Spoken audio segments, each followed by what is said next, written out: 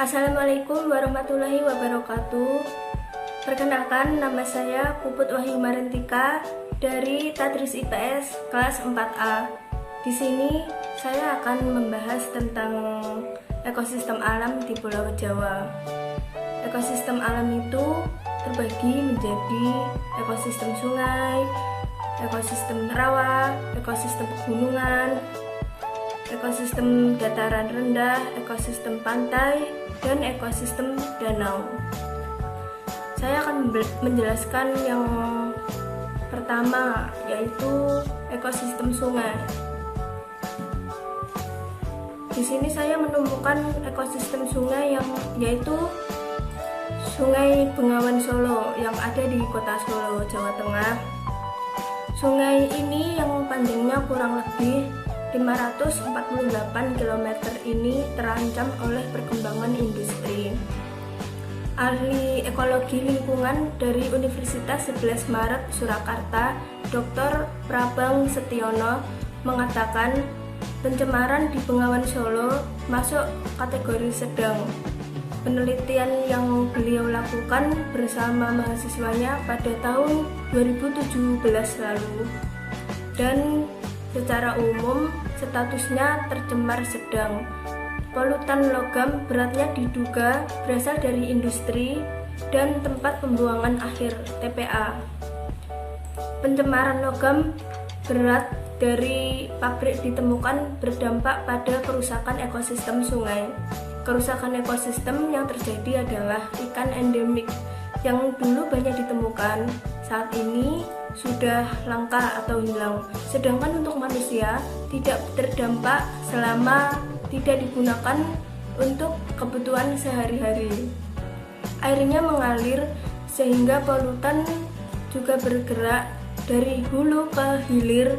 Ini tidak berdampak langsung pada manusia. Untungnya pencemaran sungai bisa ditanggulangi dengan water treatment screening system yang berbasis fitoremediasi.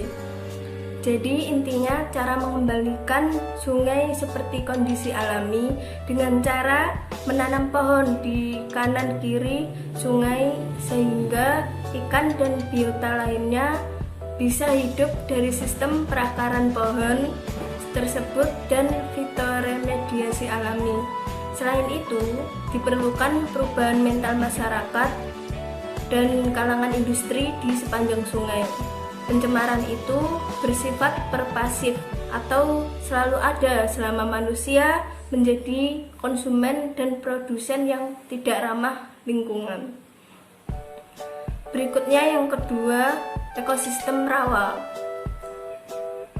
Dalam rangka pelestarian cagar alam rawa danau sebagai salah satu ekosistem rawa pegunungan satu-satunya di Pulau Jawa, PT KTI bersama dengan BPKSDA Jawa Barat dan pemerintahan Kabupaten Serang melaksanakan kegiatan pencanangan pemulihan ekosistem kawasan hutan rawa danau yang berkomitmen untuk menjaga kelestarian rawa danau dengan melarang perambahan yang dilakukan masyarakat di sekitar daerah tersebut.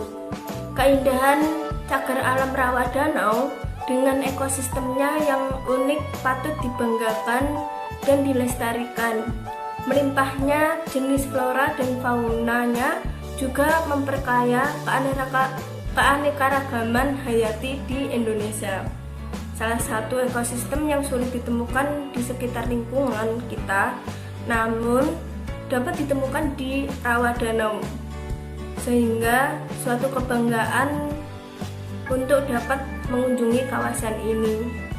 Kawasan cagar alam rawa danau dapat dijadikan salah satu destinasi wisata ataupun penelitian bagi yang menginginkan untuk menikmati kawasan dengan tipe ekosistem yang hanya terdapat di Pulau Jawa ini. Yang ketiga, ekosistem pegunungan. Taman Nasional Bromo Tengger Semeru menutup jalur pendakian Gunung Semeru yang memiliki ketinggian 3.676 meter dari permukaan laut pada bulan Januari tahun 2016 lalu. Penutupan tersebut dilakukan untuk pemulihan ekosistem di kawasan gunung tertinggi di Pulau Jawa tersebut. Penutupan jalur pendakian gunung api juga mengacu pada Undang-Undang Nomor 5 Tahun 1990 tentang konservasi sumber daya alam hayati dan ekosistemnya, yang menyebutkan penutupan jalur pendakian dapat dilakukan karena kondisi membahayakan dan alasan kepentingan pemulihan ekosistem. Kebakaran sempat melanda lereng Gunung Semeru hingga menghanguskan ratusan hektar kawasan TNBTS atau kepanjangannya Taman Nasional Bromo Tengger Semeru di lereng gunung tertinggi di Pulau Jawa itu, sehingga perlu dilakukan pemulihan ekosistem untuk memperbaiki kawasan setempat. Selain pemulihan ekosistem, pada bulan Januari 2016 lalu diprediksi curah hujan cukup tinggi sehingga dikhawatirkan terjadi cuaca buruk di jalur pendakian, sehingga gunung tertinggi di Pulau Jawa ditutup sementara. Setelah ditutup resmi, petugas Taman Nasional Bromo Tengger Semeru bersama sukarelawan dan pecinta alam akan membersihkan sampah di sepanjang jalur pendakian Semeru. Yang keempat, ekosistem dataran rendah. Pulau Semput terbilang menakjubkan saat daratan Jawa tipe asli vegetasi hutan dataran rendah semakin terdegradasi. Keanekaragaman Pulau Sempu masih utuh dan lengkap. Pulau berstatus cagar alam ini pun layak disebut sebagai miniatur hutan dataran rendah di Jawa. Yang kelima, ekosistem pantai. Dewasa ini pesisir utara Jawa mengalami penurunan tanah dan erosi yang sangat parah, bahkan mencapai 3 km dari bibir pantai. Hal itu menyebabkan bencana sering mengintai warga pesisir utara Jawa, seperti banjir kala air laut pasang. Akibatnya, lebih dari 30 juta orang di 3.000 desa beresiko kehilangan tempat tinggal dan lahan penghidupan. Beberapa penyebabnya seperti hilangnya sabuk hijau mangrove, pembangunan infrastruktur yang tak memperhatikan aspek lingkungan, pengambilan air tanah, dan budidaya perikanan yang tidak berkelanjutan. Dikombinasikan solusi hijau berbasis alam seperti restorasi mangrove dengan teknik rekayasa keras seperti bendungan dan dinding laut. Dengan cara itu akan lebih memanfaatkan kekuatan jasa alam daripada melawannya. Dengan cara itu, kekuatan alam dimanfaatkan untuk membangun garis pantai bakau stabil sehingga mengurangi resiko banjir, erosi, dan intrusi air asin, serta dapat beradaptasi dengan kenaikan permukaan air laut.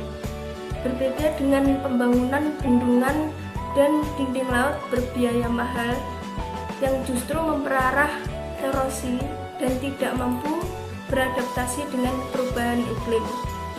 Jika mangrove sudah tumbuh secara alami, otomatis mangrove itu yang akan memberikan fungsi perlindungan kepada pantai. Yang keenam, ekosistem danau. Danau adalah cekungan besar di permukaan bumi yang digenangi oleh air, yang seluruh cekungan itu tersebut dikelilingi oleh daratan. Jadi di Pulau Jawa dan semestinya juga hampir semua daerah yang memiliki danau. Danau yang salah satu sumber primer mata pencaharian masyarakat, selain juga sebagai penyedia sumber daya alam dan penghasil energi. Karena itu, kerusakan ekosistem danau dapat memberikan dampak negatif yang besar bagi masyarakat. Kerusakan tersebut umumnya terjadi karena asupan unsur hara yang terlalu besar sehingga dapat menyebabkan blooming fitoplankton. Meledaknya populasi fitoplankton akan mengakibatkan danau mengalami penurunan kecerahan perairan, peningkatan konsumsi oksigen, dan penurunan kualitas air secara umum. Menteri Pekerjaan Umum dan Perumahan Rakyat Basuki Hadi Muljono telah mencermati kondisi yang kian mengkhawatirkan pada ekosistem danau di tanah air. Pihaknya melakukan program revitalisasi. Revitalisasi danau ini bertujuan untuk mengembalikan fungsi alami danau sebagai tampungan air melalui pengerukan, pembersihan gulma air atau eceng gondok, pembuatan tanggul, termasuk penataan di kawasan daerah aliran sungai.